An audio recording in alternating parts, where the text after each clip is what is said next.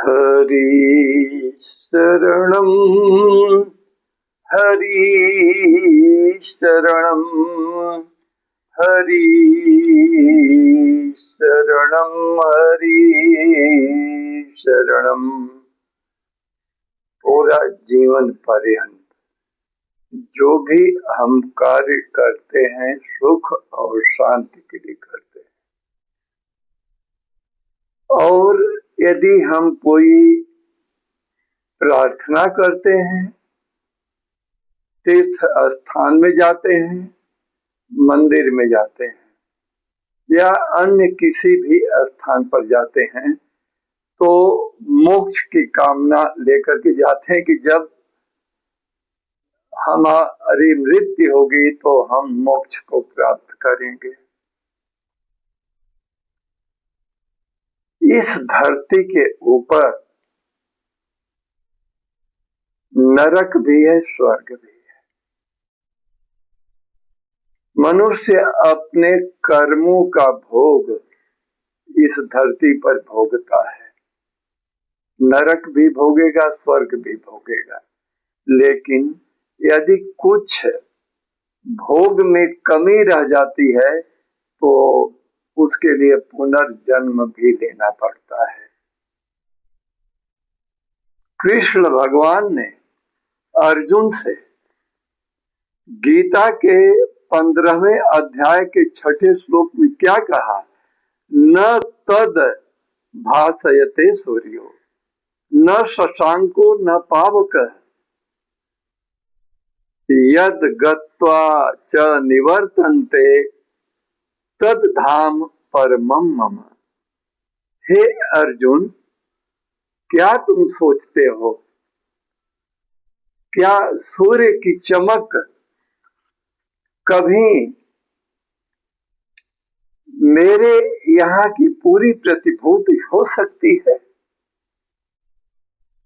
क्या चंद्रमा की शीतलता और रात में उसकी चमक क्या स्वर्ग की अनुभूति करा सकती है?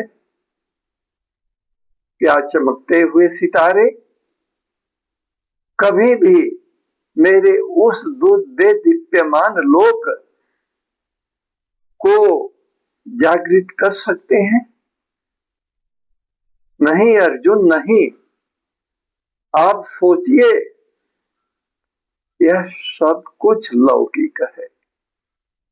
खूब धन कमा लिया, वह भी लौकिक है। लेकिन उस लौकिक में अदृश्य क्या है, यह जिसने पहचान लिया वह मुझे जान लिया। कृष्ण भगवान ने अर्जुन से कहा, सूर्य लौकिक है, दिखाई दे रहा है, उसका तेज प्रकाश सब कुछ जागृत है।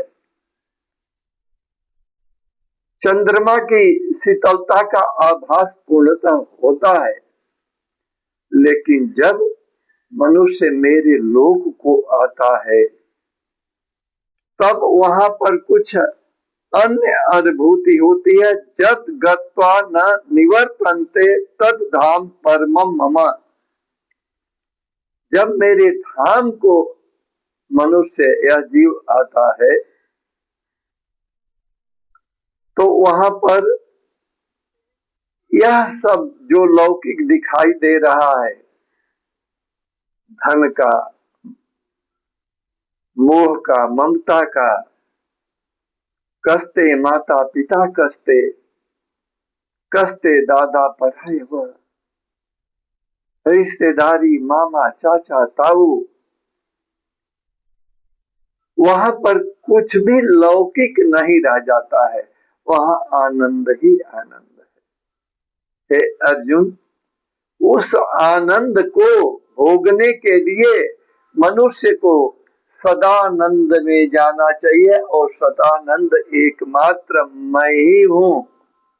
मेरा ही विभिन्न प्रकार का अवतार हो करके सदानंद को प्राप्त करता है। और सदानंद कब होता है?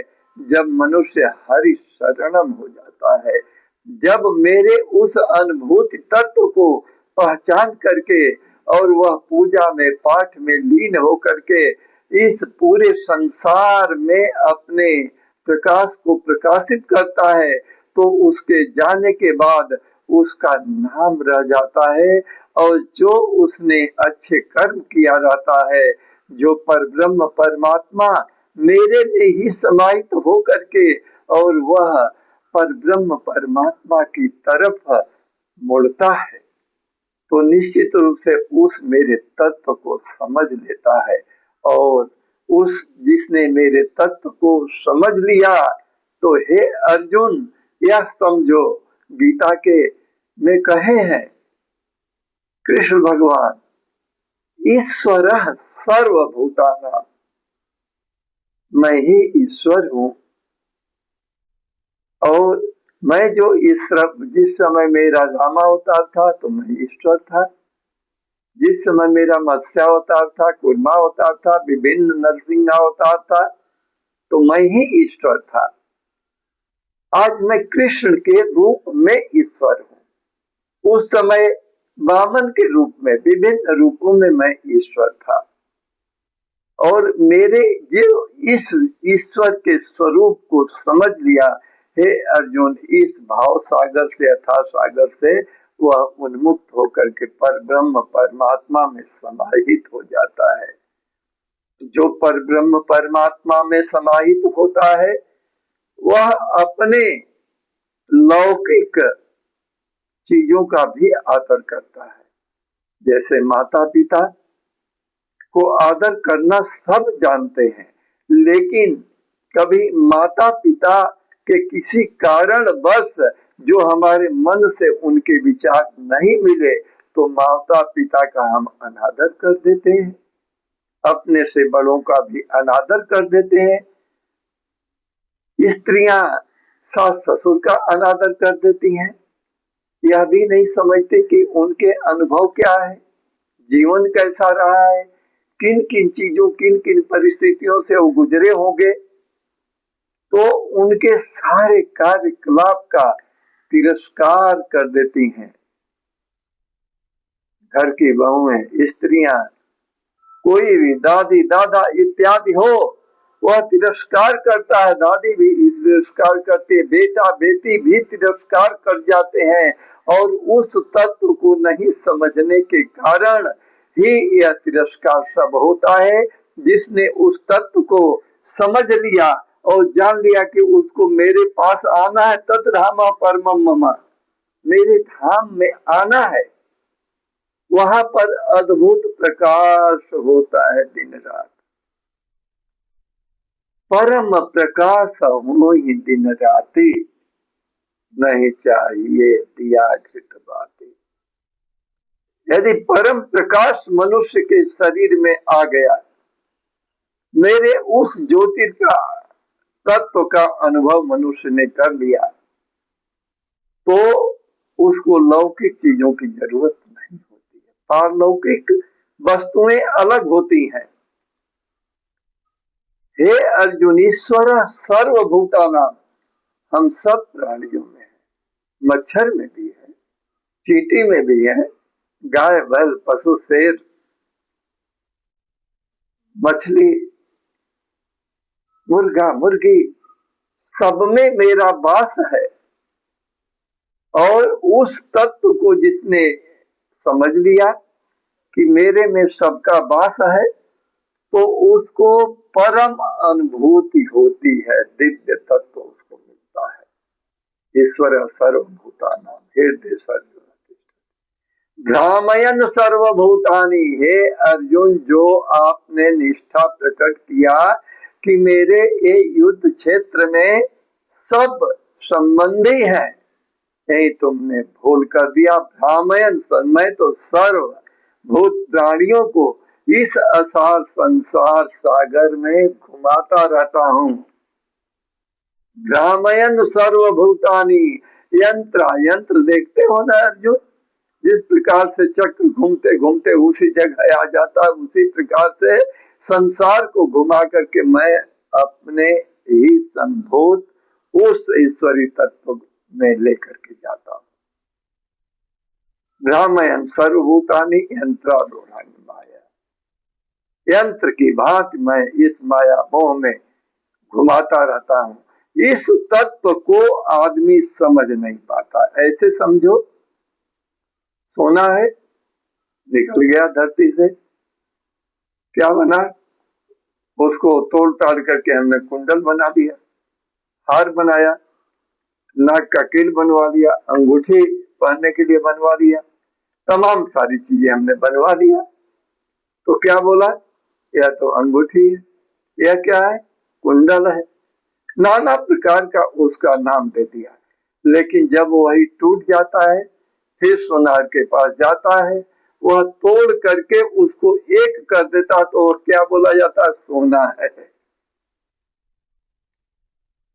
यही हमारी सदगति, यही माया मोह है।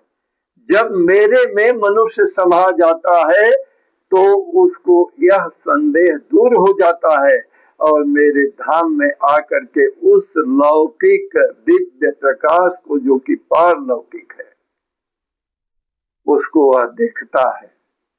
और जब देखता है तो उसको संसार के सारे बंधन से मुक्ति मिल जाती है। अर्जुन,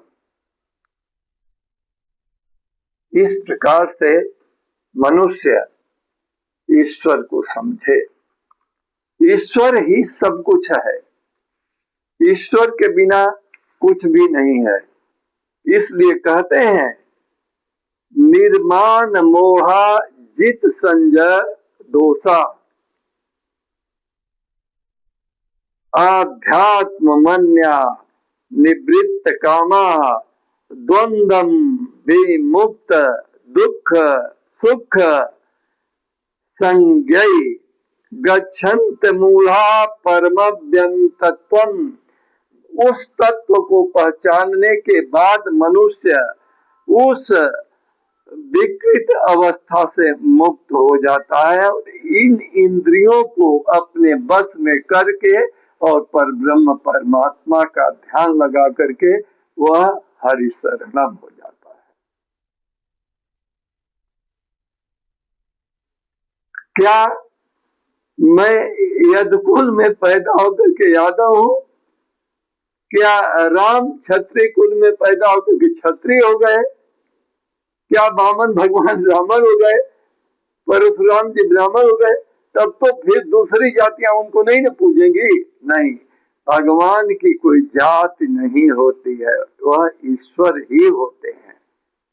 जब यह बात यह समझ में आ जाए तो मनुष्य भगवान का हो करके रह जाता है। हे अर्जुन जी, जो मेरा हो गया तो निश्चित रूप से उस व्यक्ति का कल्याण भी हो जाता है, परम कल्याण होता है।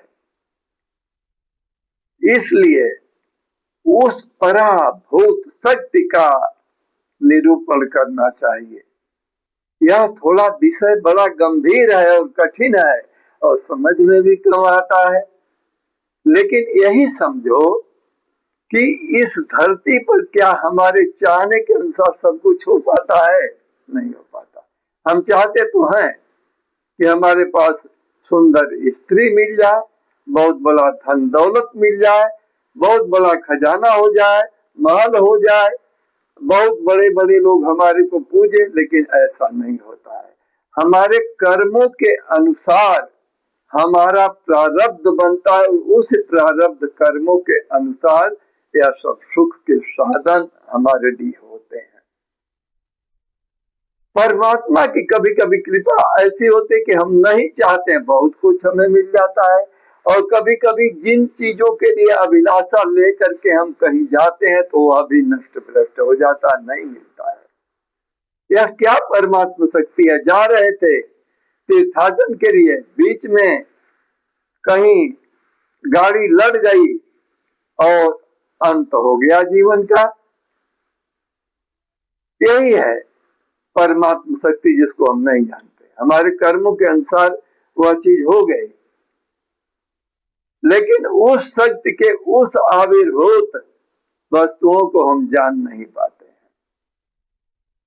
जो इस आत्म तत्व का निरीक्षण करे, अपने मस्तिष्क में उस शक्ति को उतारे और हरि शरणम हो जाए तो निश्चित रूप से उनका शक्ति स्वरूपा अलौकिक और लौकिक चित्र बिंब हमारे मस्तिष्क में उभरता है और ज्ञान जब प्रस्फुटित होता है तो हम भगवान के हो जाते हैं। समझ में आ जाता है कि उनके यहाँ न कोई जाति है, न पाति है, न कोई पशु है, न पंछी है, न तो कोई बिरादरी है, न तो जो दिखाई देते हुए सूर्य चंद्रमा इत्यादि के तेज हैं, न तो नक्षत्र तारों और जंगल में भी पिपासा वाली वस्तुएं जिनको कि हम प्राप्त करना चाहते हो वह सब कुछ भी नहीं रह जाता है। उनके पास ध्यान मग्न ईश्वर की शक्ति संन्यास लोक में जाने के लिए जो आविर्भूत हमने दान किया, पुण्य किया, ईश्वर का आराधन किया, वही रह जाता है। इसलिए कहते हैं प्रभु हम ध्यान तुम्हारे लगाते हैं, तुम पार हमें लगाते हो। हम इच्छा सब कुछ रखते हैं, तुम इच्छा पूरी करते हो। प्रभु इच्छा पूरी करते हो। मेरे ध्यान और ज्ञान को संयुक्ति एक माया शक्ति देते हो। प्रभु माया शक्ति देते हो। हम चरण तुम्हारे नतमस्तक, हम चरण तुम्हारे नतमस्तक, तुम हमको पार लगाते हो। प्रभु हमको पार लगाते हो। जब हम आपकी चरण शरण में आ जाते हैं तो आप ही कहते हैं कि योग क्षेमम म्याहम्यहम्, हम मनुष्य के, यदि मनुष्य हमारी शरण में आ जाए और हमको पहचान ले, जान ले, तो हम निश्चित रूप से उसका हो करके उस दिव्य ज्ञान प्रकाश को प्रकाशित करके उसी का हो जाते हैं और उसको पार लगा देते हैं। प्रभु की भक्ति का शक्ति यह होता है। वह दिव्य ज्ञान जो कि भगवान ने विभिन्न अपने अवतारों में प्रकाशित करते हैं, वह किस लिए? हमारे को पहचान शक्ति देने के लिए। वह तो अवतार लेते, जन्म तो लेते नहीं। अवतारी प्रभु का कभी उनके माताओं के पेट नहीं देखे गए। माताओं ने देखा तो उनके चतुर्भुज रूप को देखा, देवकी ने भी देखा, कौशल्या जी ने भी देखा। जिसने देखा उस रूप को देखा और गोद में छोटे रूप में, बालक रूप में आ गए। तो प्रभु की उस शक्ति को पहचानने के लिए हमारे को दिव्य ज्ञान की जरूरत है और भगवान की भक्ति की जरूरत है। इसीलिए कहते हैं हम भक्ति तुम्हारे करते हैं, हमें आप पार लगाते हो। हम उद्योग सारे करते हैं, तुम शक्ति हमें ही देते हो। प्रभु शक्ति हमें ही देते हो, अपनी भक्ति हमें ही देते हो। इसलिए प्रभु की चरण शरण में हो करके नित्य प्रति हम उनका पहचानने की कोशिश करें तो भी हमको मोक्ष का कैवल्य पद प्राप्त होता है। बहुत आसान है। राक्षसी को कैवल्य पद मिला जब हनुमान जी ने एक मुष्टिका का प्रहार लंकिनी को किया, तो वह कैवल्य पद भगवान के दिव्य दर्शन तक कर गई।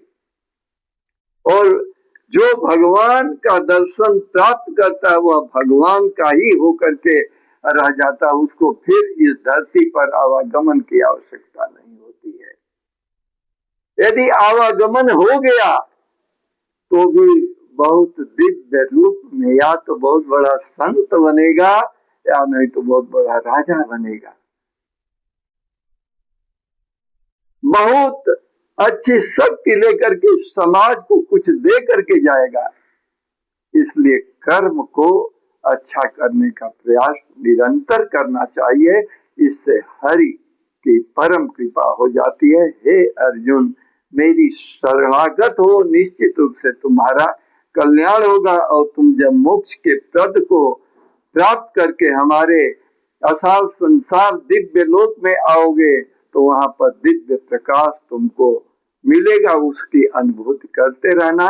इसलिए हरि शरणम हो जाओ। हरि शरणम, हरि शरणम, हरि शरणम, हरि शरणम, हरि शरणम। हे प्रभु, ज्ञान का प्रकाश प्रकाशित होता रहे। जितने भी कुरीतियां हैं सबका समापन हो, अंधविश्वास का नाश हो। बोले आनंद कंद भगवान।